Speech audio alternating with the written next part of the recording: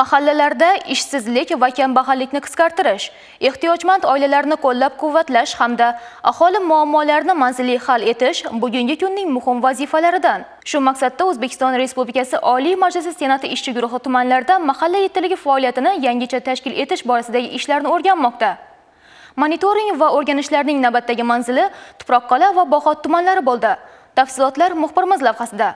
Dastlab Tuproqqal'a tumanida seminar tashkil etildi. Unda xalq deputatlari, mahalliy kengash deputatlari, mahalla yettiligi vakillari, mahallalar uyushmasi, nuroniy jamg'armasi, oila va xotin-qizlar bo'limi, yoshlar ishlari agentligi, inson ijtimoiy xizmatlar markazi hamda boshqa mutasaddi tashkilotlar vakillari ishtirok etdi. Seminarda mahallalarda ishsizlik va kambag'allikni qisqartirish, ijtimoiy himoyaga muhtoj oilalarga xizmatlar ko'rsatish, mahallaning ijtimoiy infratuzilmasini yaxshilash hamda bu yo'nalishda mahalliy kengash deputatlarining ishini samarali tashkil etish masalalari atroflicha muhokama qilindi. Har bir ijtimoiy himoyaga muhtoj, kam ta'minlangan va boquvchisini yo'qotgan oila bilan individual ishlash, muammoni o'rganib, manzilli choralar ko'rish zarurligi ta'kidlandi. Bugungi seminarimizda mahallalarda ishsizlikni va kambag'allikni qisqartirish, ijtimoiy xizmatlar ko'rsatish masalalarida deputatlarga bir qator topshiriqlar berildi. Menga ham Sayapir mahallasi biriktirilgan bo'lib, mahallamda mana shu yerda bir qator rejalarni o'zimga belgilab oldim. Bundan keyingi faoliyatimni aynan nafaqat nazorat, balki fuqarolarimizni farovonligi yo'lida xizmat qilishga ham bel bog'lashni o'z oldimga reja qilib qo'ydim. Biriktirilgan mahallamda mana shu ijtimoiy reyestrga kiritilgan aholi bilan ishlab, ularni o'sha kambag'allikdan chiqarish, ishsizlikka barham berishga qaratilgan faoliyatni yana ham kuchaytirmoqchiman.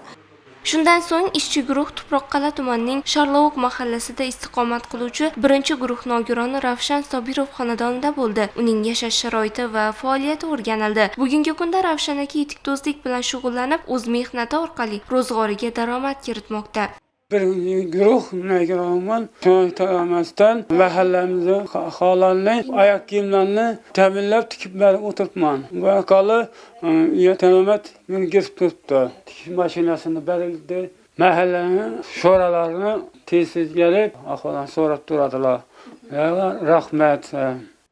O'rganishlarning navbatdagi manzili Bog'ot tumanida bo'ldi. Bu yerda ham mahalliy kengash deputatlari, mahalla yettiligi vakillari va mazkur yo'nalishga mas'ul bo'lgan tegishli soha vakillari ishtirokida seminar o'tkazildi. Unda mahallalarda aholi bandligini ta'minlash, kambag'allikni qisqartirish, ehtiyojmand oilalarni qo'llab-quvvatlash va ijtimoiy xizmatlar ko'rsatish samaradorligini oshirish masalalari yuzasidan fikr almashildi. Tuman mutasaddilariga tegishli topshiriq va tavsiyalar berildi.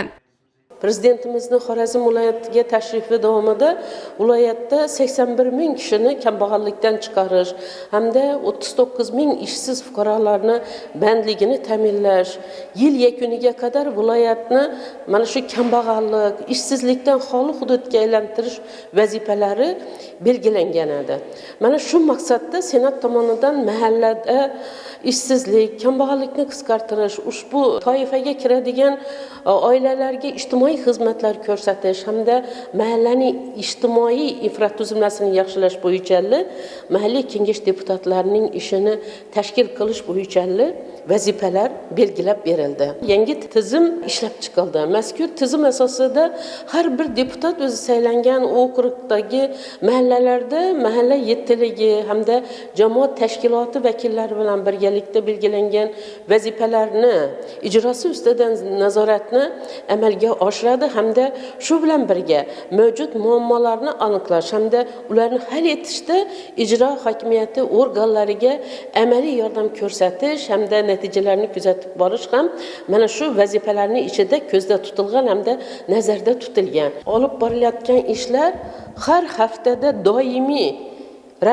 doimiy komissiyalarda o'rganilib, natijalari har oyda xalq deputatlari mahalliy kengashning sessiyalarida tanqidiy muhokama qilinadi. Mas'ul rahbarlarning hisoboti, axborotlari eshitilib, ularning faoliyatiga bugun aniq baho berib boriladi. Shundan so'ng tumanning Oqtepa mahallasida istiqomat qiluvchi Sadaddin Qurbonov xonadoniga tashrif buyurildi. Bu yerda hovlining bir sotix maydonida tashkil etilgan baliqchilik xo'jaligi faoliyati bilan tanishildi. Xonadon egalari birgalikda baliq yetishtirish bilan shug'ullanmoqda. Hozirda hovuzdagi baliqlar parvarish qilinib, yetilgach sotuvga chiqarilishi rejalashtirilgan. Bizda kredit olib, baliq boqishni yo'lga qo'ydik. Uyda hovuz etib, hovuzimiz 1 sotikdan iborat. Aprelning oxirlarida boshladik. Yana 1 oy, yarim oylara tayyor bo'ladi. Bunday amaliy tashabbuslar mahallalarda bandlikni ta'minlash, oilalar daromadini ko'paytirish va kambag'allikni qisqartirishda muhim ahamiyat kasb etadi.